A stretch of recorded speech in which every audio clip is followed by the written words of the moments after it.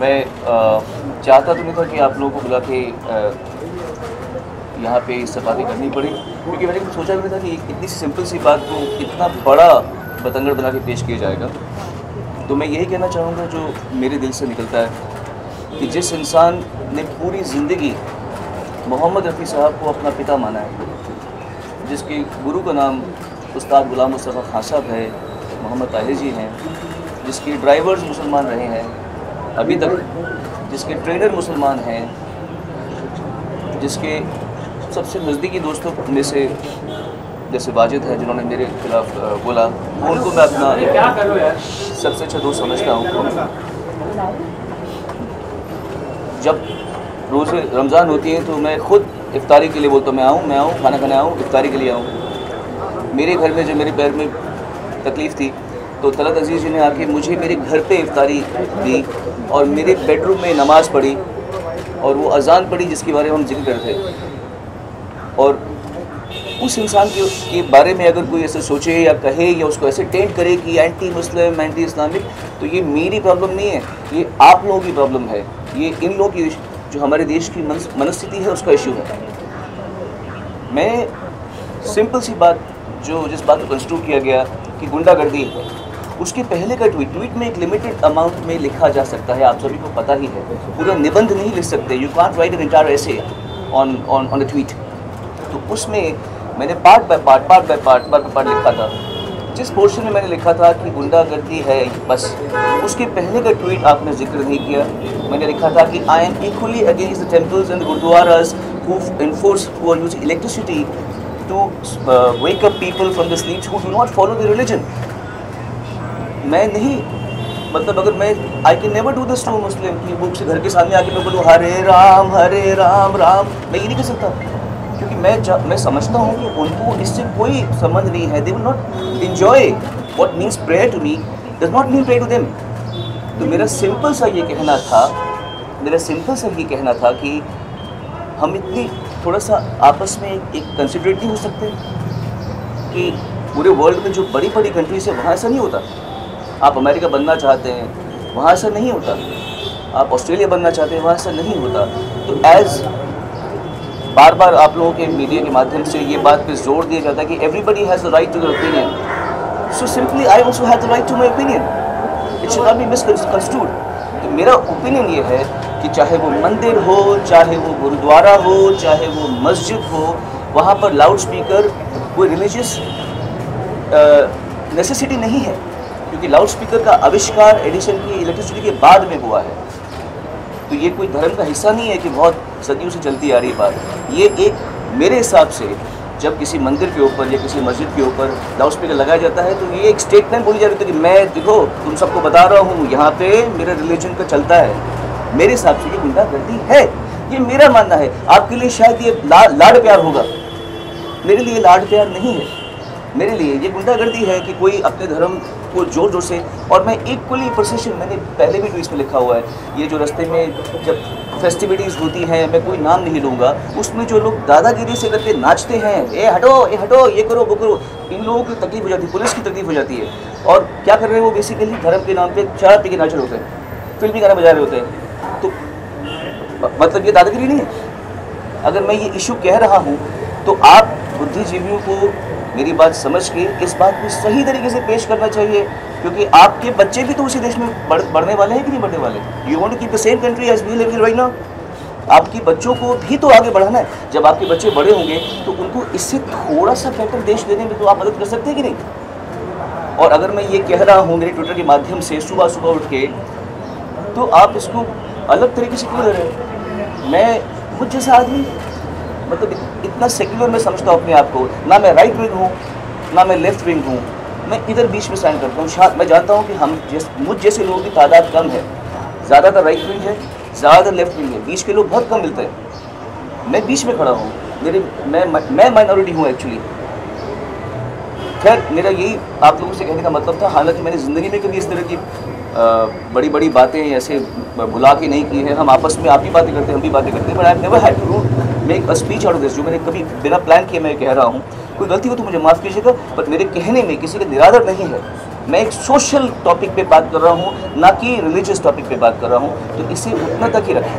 जी Twitter पे तो हमने देखा कुछ लोग आपको सपोर्ट कर रहे हैं तो आप सामने लिखते हैं, और जो आपको बुराई कर रहे हैं, आलोचना कर रहे हैं, वो भी वहाँ पे लिखते हैं। लेकिन क्या कोई ऐसा फ़ोन कॉल आपको आया जिसमें आपको धमकी मिली थी या क्या लिख दिया आपने, ऐसा कुछ हुआ? किसी ने फ़ोन किया है, धमकाया आपको? नहीं, जो भी हो रहा है मुझे आप लोगों के माध्यम से मालूम पड़ रहा है। मैं वैसे भी फ़ोन कॉल लेता नहीं हूँ, सो आपने देखा होगा मैंने आपके भी फ़ोन्स नहीं लिए थे, मैं फ़ोन लेता नहीं हूँ, तो मुझे ऐसा कोई कॉल नहीं आया। सोनू जी, कभी आपने पुलिस कंप्लेंट की थी जब लाउड स्पीकर का? कभी नहीं, मैंने कभी नहीं की। Nika has said that you should consider changing your house rather than creating an issue here, because religion is something that is sacred. They understand your point of noise pollution, but they still feel that the way you said it was perhaps not right. नहीं, not really. ऐसे महानुभावों की बातों को आप ही जानते हैं कि उसका क्या तत्व है, क्या फ़ायदा इस बात करने का। आपके बाल निकालकर आपको जूते पहनाकर पूरे दुनिया में घूमने की बात कही है, इस पर क्या प्रतिक्रिया देंगे? यही वो गुंडागर्दी है जिसका मैं जिक्र कर रहा था। मैंने आलिम को बुलाया, ये बाल अभी जो देख रहे हैं ये मैं काट दूंगा कुछ देर में, एंड ये कोई चैलेंज नहीं है, ये कोई नेगेटिविटी नहीं है, ये एक आप लोगों से निवेदन है कि आप इस देश को क्या बना रहे हो, what are you making this country out, आप इस देश को क्या कर रहे हो। कोई भी फतवा निकाल सकता है किसी के खिलाफ, कोई किसी को लिंच कर सकता है, और मैं बिल्कुल भी ना हिंदूवादी हूँ ना मुस्लिम, मैं तो मानता ही नहीं, मैं बिलीवर हूँ, मैं नास्तिक नहीं हूँ, पर मैं बिल्कुल भी ये नहीं मानता कि मेरा धर्म सबसे अच्छा है या इसका धर्म खराब है, मैं बिल्कुल ऐसा मानता नहीं हूँ। I am a believer but I believe everything. हम अजमेर शरीफ में भी गए हुए हैं, उसी समय पुष्कर के वहाँ मंदिर में भी गए थे, अभी ग्वालियर में मेरा शो था, वहाँ पर एक बहुत बड़ा गुरुद्वारा है, वहाँ पर जाके बैठ के मैंने लंगर खाया। तो ये कोई बात नहीं है कि हम कोई फैनाटिक्स, बट फैनाटिक्सिज्म को आपको लड़ना पड़ेगा। आप ये ऐसे चुपचाप नहीं कर सकते, सिर्फ ट्विटर में लिखते रहते हैं you know stand for the country, ये कर दो वो कर दो, दम है ना तो ऐसी बातों पे बोल के दिखाओ। अपनी राय रखने का हक है, लेकिन क्या आपको कहीं लगता है कि कहीं मिस्टेक हो गई, टाइमिंग जो थी वो थोड़ी गलत हो गई? What is the right time, क्या सही वक्त? बिकॉज बहुत सारे मुद्दे चल रहे हैं एक साथ के, योगी जी की जब से सरकार आई है 3 तलाक का मुद्दा और ज़्यादा उठा दिया गया है, उसका मुझसे क्या संबंध है? कहीं ना कहीं टाइमिंग है, सेंटिमेंट्स को लोग मेरे ख्याल से हर्ट कर रहा है। टाइमिंग, अगर टाइमिंग आपको लगता है कि ट्विटर के अलावा भी कोई और प्लेटफॉर्म था जहाँ पे ये बात है, ये मुद्दे को रख देना चाहिए? और क्या आपको लगता है कि ये सबसे बड़ा देश का मुद्दा है जिस मुद्दे को आपने उठाया है? देश के और भी कई सारे मुद्दे हैं। बिल्कुल, मैंने ये मुद्दा पकड़ा, आप कुछ और पकड़ी। मेरा इशारा दारोमदार तो नहीं है कि मैं हर मुद्दा पकड़ूं। मुझे ये मुद्दा सही लगा, मैंने ये मुद्दा पकड़ा, बाकी बचे मुद्दे आप पकड़े। टाइमिंग तो कुछ भी सही नहीं है, टाइमिंग तो हर सही है। अब अगर हम ये बोलेंगे इसका मुहूर्त निकालेंगे तो फिर हम वही बात करें। बिल्कुल एवरी टाइम इज राइट, जब जो बात आपको लगे वो आपने एक मिनट जी। हमने आपके घर के पास जो मस्जिद है वहाँ के लोगों से कि अज़ान की आवाज़ जो है वो यहाँ आती है, उनसे बात की और उनका कहना है, वो ये आरोप लगा रहे हैं कि पिछले 6 महीने से आप उनको परेशान करने की कोशिश कर रहे हैं, आपने दूसरों के नाम पे उनको कंप्लेन कराया है। यस, और कहीं ना कहीं पार्कर जो है वहाँ के ट्रस्टी, उनका ये आरोप है कि आप 6 महीने से उनको परेशान करने की कोशिश कर रहे थे और जब नहीं हो पाया तो ट्विटर के जरिए उन्हें परेशान किया। मुझे पता है मस्जिद कहाँ पर है। अम्बिका ने लिखा है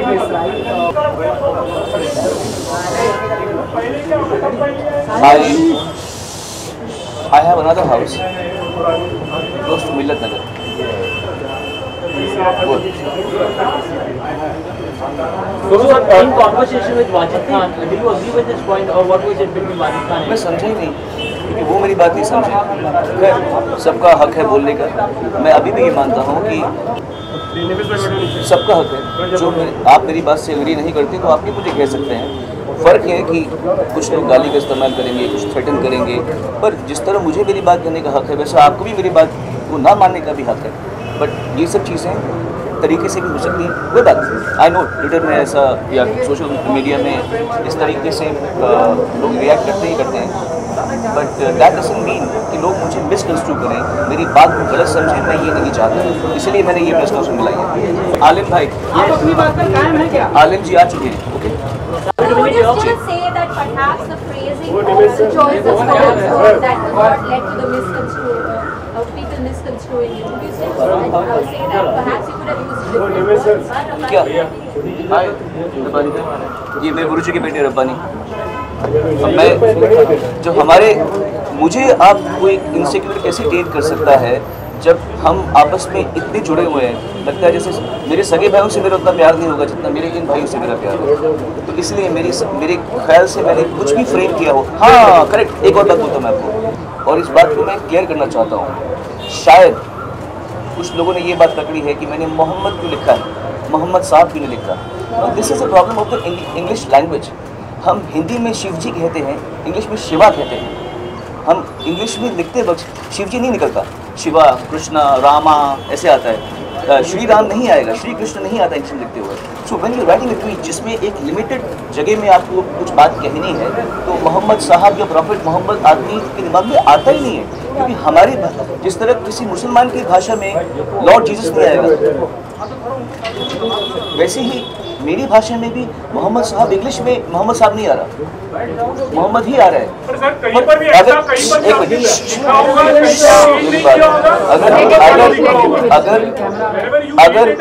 अगर तो ये बात ने किसी ने मुद्दा बनाया है तो मैं हाथ जोड़े कहना चाहता हूँ कि मेरा इंटेंट ये नहीं था कि मैं किसी के प्रॉफिट की निंदा करूं।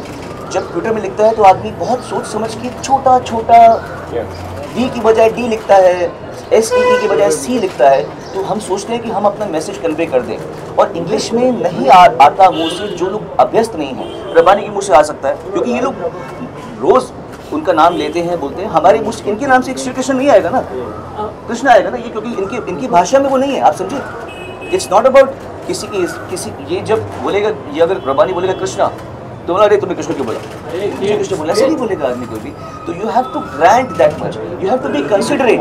आपको ये सोचना चाहिए कि इस आदमी की मंशा क्या है और ये आदमी किसी को डिसरिस्पेक्ट करने के लिए ये बात नहीं कह रहा, ये आपको जानना चाहिए। इन द एंड मैं सिर्फ ये कहना चाहूँगा, आप लोगों को थोड़ा इससे ऊपर उठना पड़ेगा। छोटे छोटे मुद्दों को ज़्यादा तूल दे के बड़ी बात को न समझने का ये आडंबर आप लोग कब तक रचेंगे, कब तक आप लोग इस तरह से इग्नोरेंट होने की कोशिश करेंगे कि छोटी बात पकड़ लेंगे कि इसने क्या बोला, उसने क्या बोला, और आप बड़ी बात नहीं समझ पा रहे। बस ये बाल शेव क्यों करा रहे हैं सर? बाल शेव बाल बनाने की जरूरत क्या है? क्यों बाल शेव करा रहे हैं?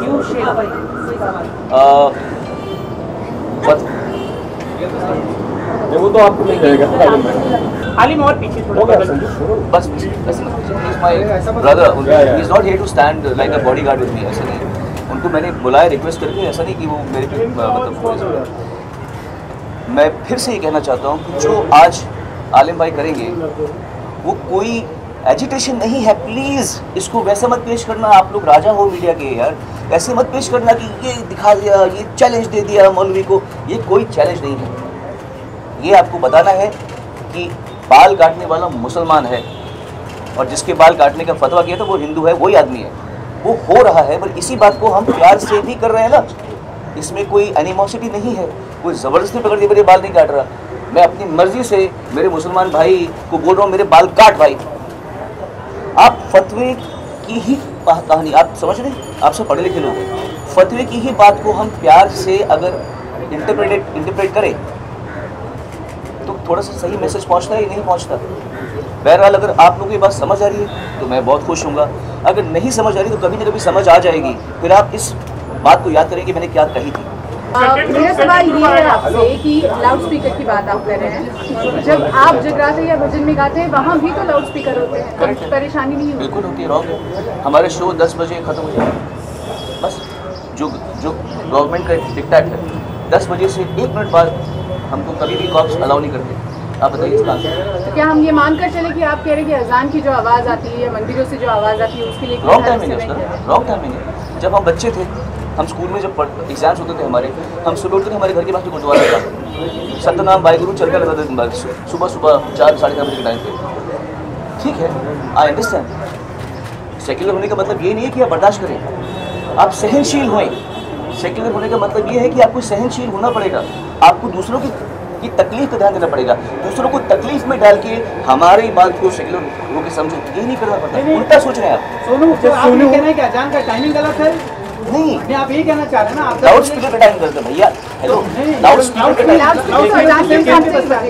लाउड स्पीकर तो अजान के अजान का वक्त होगा उसी वक्त लाउड स्पीकर लाउड स्पीकर नहीं होना चाहिए मेरे भाई।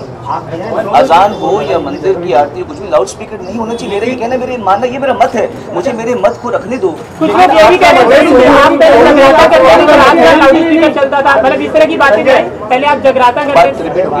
सोनू, आपका मत है, हम मानते हैं ये आपकी बात है, लेकिन कुछ ऐसे भी लोग हैं जिनका मत ये कहना है कि प्रियंका चोपड़ा एज एग्जाम्पल, वो 5 वक्त जब अजान होती है उस अजान का डेस्परेटली वेट करती है। आप समझिए, वैसे लोगों के बारे में क्या जवाब है आपका? आप समझिए, जवाब देने दीजिए। मेरी बात को मुझसे ज्यादा अच्छे तरीके से अहमद पटेल साहब ने कहा है। आजान जरूरी है, लाउड स्पीकर नहीं। इससे बढ़िया, इससे अच्छा उत्तर अगर आपको समझ में नहीं आ रहा तो फिर मैं क्या कह सकता हूँ। अहमद पटेल साहब ने ये बात कही है कि आजान जरूरी है, लाउड स्पीकर नहीं। मैं हिंदू की कह रहा हूँ, आरती जरूरी है, लाउड स्पीकर नहीं। एक ही बात है, आप बात के क्रक्स को समझिए, आप घुमा फिरा के ना कहिए बात। लेकिन जिन्हें पसंद है उसके बारे में क्या कहेंगे आप? क्योंकि मैं कुछ नहीं कहूँगा, आपको ना पसंद है, मैं कुछ नहीं उसके बारे में क्या कहना? मैं कुछ नहीं कहूँगा। ये आपका परसेप्शन है, दूसरे परसेप्शन की उनको पसंद है। उनको लाउड स्पीकर में आवाज पसंद है जी, बस ठीक है, तो उन्हें पसंद होने दीजिए ना। आप गाना भी उसके बिना गा सकते हो। आप तो पूरे लाउड स्पीकर और माइक के साथ घिरे हुए रहते हो, पर हम गलत टाइम आप जो स्टेटमेंट देते हो सर कि लाउड स्पीकर उस वक्त नहीं था, तो म्यूजिक आसपास के भी लोग हैं जब तानसेन बिना लाउड स्पीकर का गाना गाया करते हो। Don't be a child, listen to me, listen to me, listen to me. बात टाइमिंग की है, गलत वक्त पे लाउड स्पीकर नहीं चले, बात उसकी हो रही है, समझे आप। जब हम गाते हैं तो हम टाइम को मद्देनजर रखते हुए उतना टाइम पे शो करते हैं, समझे आप। क्लियर है बात? क्लियर है? क्लियर, इतनी सी बात है, समझिए इस बात को जी।